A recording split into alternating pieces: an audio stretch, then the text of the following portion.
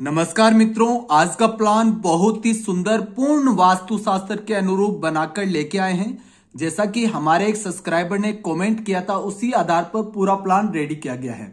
उनके पास काफी बड़ा प्लॉट है, लेकिन उनको जो एरिया कवर करना था वो 33 बाई 44 फीट का एरिया कवर करना था।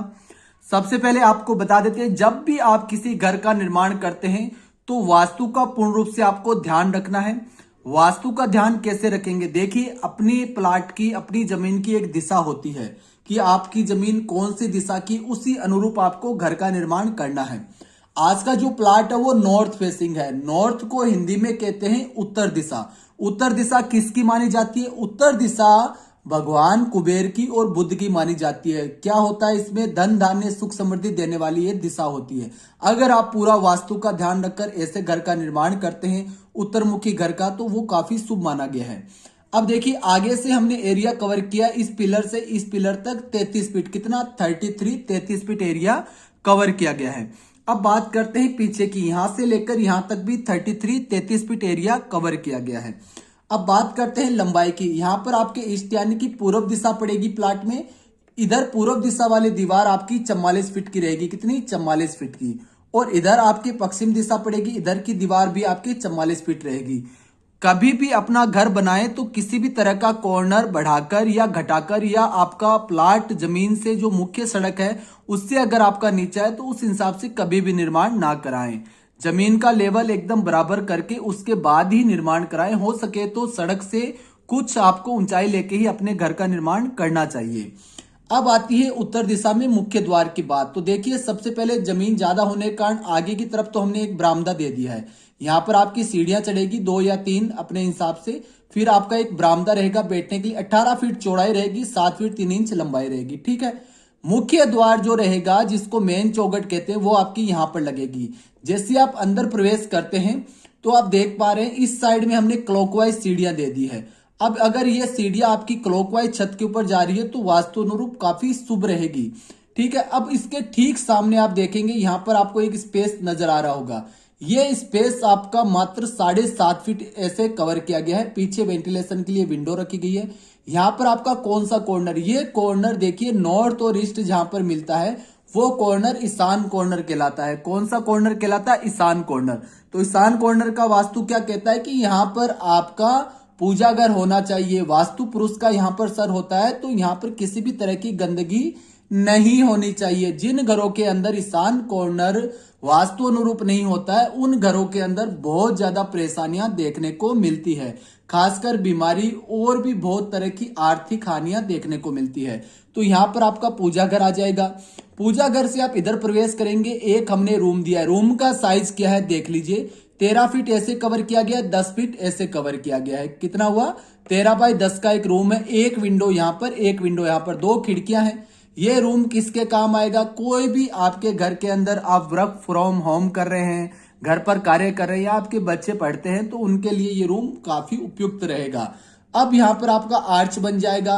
आर्च यानी कि यह गोलाई देके यहाँ पर एक डिजाइन बन जाएगी। फिर आप अंदर प्रवेश करेंगे। ये क्या आ गया? ये आपका ब्रह्म स्थान आ गया। क्या एरिया है? ये 15 फीट बाई 9.5 फीट एरिया लिया गया है। ब्रह्म स्थान में किसी भी तरह का निर्माण आपको कहा गया है नहीं करना है। खासकर जो लोग यहाँ पर पिलर दे देते हैं, ऐसे दीवार बना देते हैं कि ये यहाँ पर एक रूम बन जाए, यहाँ बन जाए, वो बहुत गलत होता है। आपका अगर वास्तु अनुरूप घर रहेगा तो भविष्य में आपकी इनकम अच्छी रहेगी, तो आप ऊपर भी घर बना सकते हैं। नीचे इतना कबाड़ मत कीजिए कि आपका वास्तु ही खत्म हो जाए, घर का पॉजिटिव एनर्जी ही खत्म हो जाए, तो फिर आप इन फ्यूचर भी ऊपर एक ईंट भी नहीं लगा पाएंगे। तो ये आपका पूरा होल आ गया है।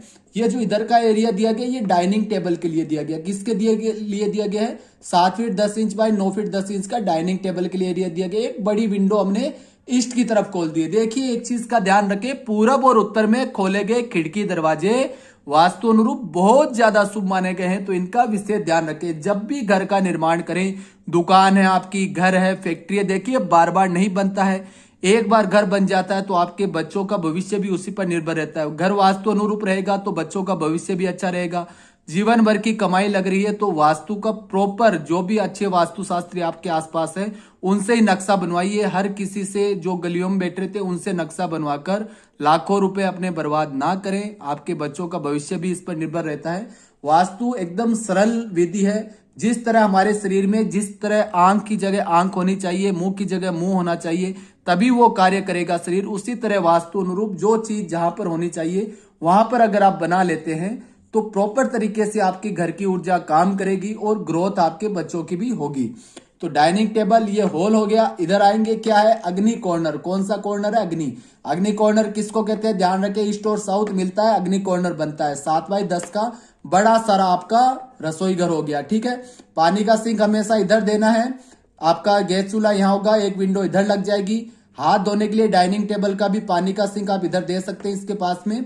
तो ये आपका किचन हो गया। अब आप सामने आ रहे हैं तो यहाँ पर एक आपका रूम बन जाएगा। 11.5 फीट का आपका रूम का रहेगा, काफी बड़ा रूम रहेगा। एक विंडो हमने पीछे की तरफ दे दी है। ठीक है।